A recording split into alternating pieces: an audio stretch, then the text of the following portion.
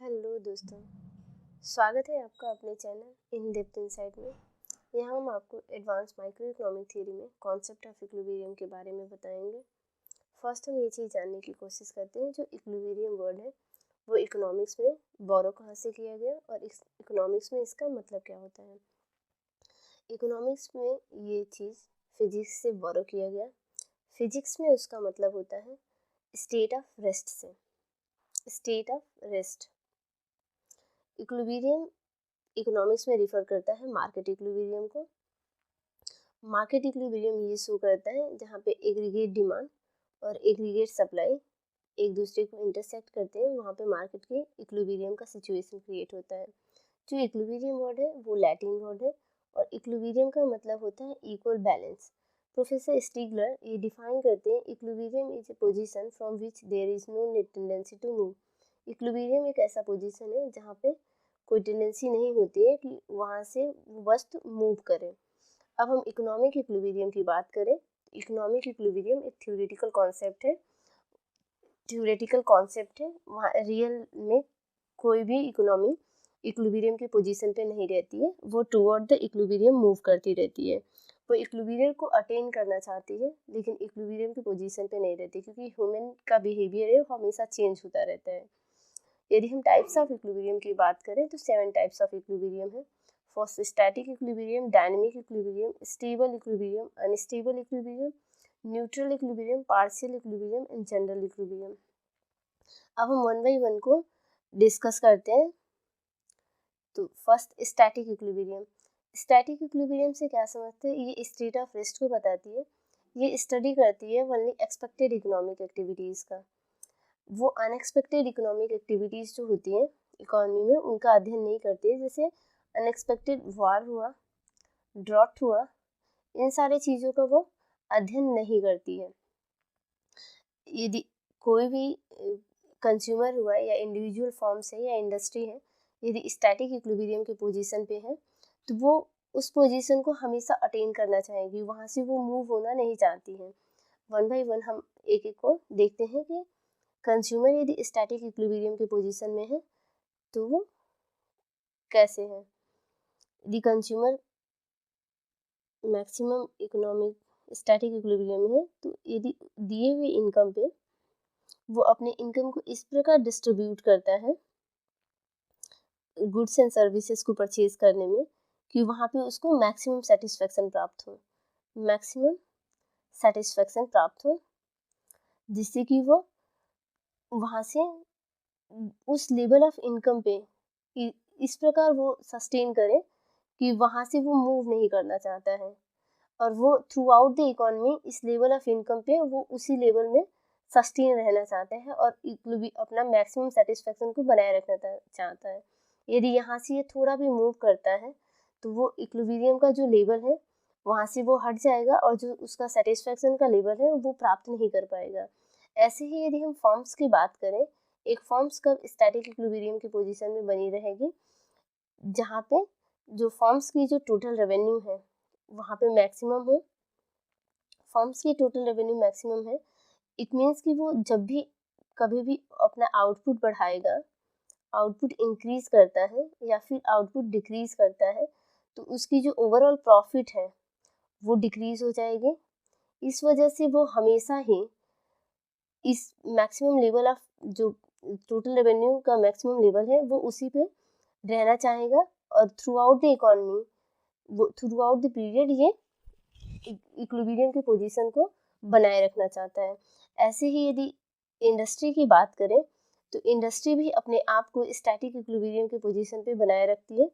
यदि इंडस्ट्री की बात करें तो एक इंडस्ट्री कब स्टैटिक इक्विलिब्रियम की पोजीशन में होगी, जहाँ में इंडस्ट्री के अंदर जो एग्जिस्टिंग फॉर्म्स हैं, इंडस्ट्री के अंदर जो एग्जिस्टिंग फॉर्म्स हैं वो ना तो इंडस्ट्री को छोड़ के जाए, ना ही कोई न्यू इंडस्ट्री जो है फॉर्म्स है वो इंडस्ट्री में इंटर करें। न्यू फॉर्म्स जो है वो भी कोई इंडस्ट्री में इंटर ना करे, जो एग्जिस्टिंग फॉर्म्स है वो छोड़ के इंडस्ट्री को ना जाए। इस सिचुएशन में इंडस्ट्री जो है वो स्टैटिक इक्विलिब्रियम बनी रहेगी और जो उसका आउटपुट है, टोटल आउटपुट, वो मैक्सिमम होगा और एग्जिस्टिंग फर्म्स जो हैं वो नॉर्मल प्रॉफिट को अर्न करेंगी, नॉर्मल प्रॉफिट अर्न करेंगी। होप आपको ये स्टैटिक इक्विलिब्रियम समझ आया होगा। अब हम डायनेमिक इक्विलिब्रियम, डायनेमिक इक्विलिब्रियम ये शो करता है कि यदि इकोनॉमी में ओवर अ पीरियड टाइम में इकोनॉमी के जितने भी वेरिएबल हैं वो कॉन्स्टेंटली चेंज होते रहते हैं, जिसकी वजह से जो इक्विलिब्रियम का पोजीशन है वो भी बदलता रहता है। फॉर एग्जांपल यदि देखिए आप प्राइस है, क्वांटिटी है, इनोवेशन है, सैलरीज है, इन सारी चीज़ों के बदलने से जो इक्विलिब्रियम का पोजीशन है वो भी मूव करता है। यदि किसी इकोनॉमी की या किसी वस्तु की जो प्राइस है यदि वो चेंज होती है, मान लीजिए कि प्राइस घट जाती है तो उसकी डिमांड बढ़ जाएगी। डिमांड बढ़ने से ये होगा कि new equilibrium level of situation पे वो वस्तु आ जाएगी। इसकी वजह से जो इकोनॉमी का जो इनिशियल लेवल ऑफ इक्विलिब्रियम का पोजीशन है वो चेंज होकर दूसरे लेवल ऑफ इक्विलिब्रियम के पोजीशन को वो अटेन कर लेगी। ऐसे ही किसी सेक्टर में, पर्टिकुलर सेक्टर में इनोवेशन होता है। इनोवेशन होने से उस वस्तु की जो सप्लाई है वो बढ़ जाएगी, उस गुड्स की सप्लाई बढ़ जाएगी। उस गुड्स की सप्लाई बढ़ने से क्या होगा कि उसकी जो प्राइस है, प्राइस जो है वो डिक्रीज कर जाएगी। प्राइस डिक्रीज होने से क्या होगा, उस गुड्स की जो डिमांड है वो इंक्रीज कर जाएगी। इस प्रकार जब जो इनिशियल लेवल पे इक्विलिब्रियम का पोजीशन था वो यहाँ पे चेंज हो गया है। इट मीन्स हम ये कह सकते हैं कि जो इक्विलिब्रियम का पोजीशन है वो थ्रू आउट चेंज होता रहता है डायनेमिक इक्विलिब्रियम में। इसलिए हम इसे state of disequilibrium rather than equilibrium कहते हैं। फॉर एग्जांपल अब यदि हम ग्राफ से देखें, ये हमारा डिमांड है, ये सप्लाई है।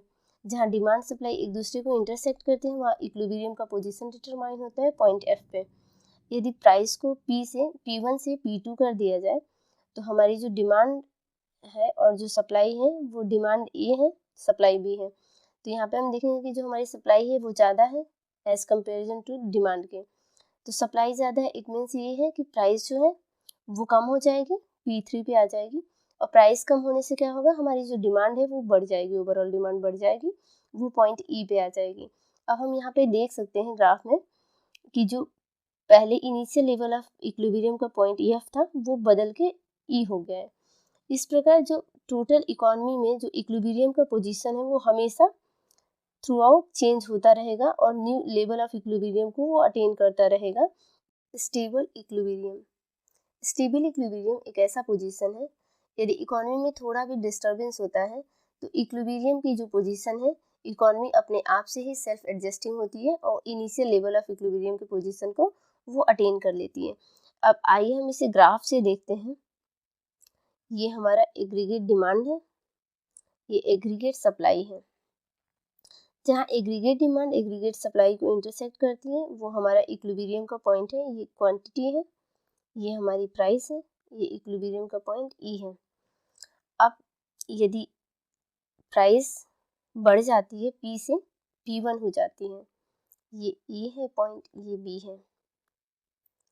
अब P1 प्राइस पे हम देखें तो हमारी जो सप्लाई है वो ज़्यादा है एज कम्पेयर टू हमारे डिमांड के। अब सप्लाई ज़्यादा है इसका मतलब ये है कि उस वस्तु की जो प्राइस है वो कम होगी।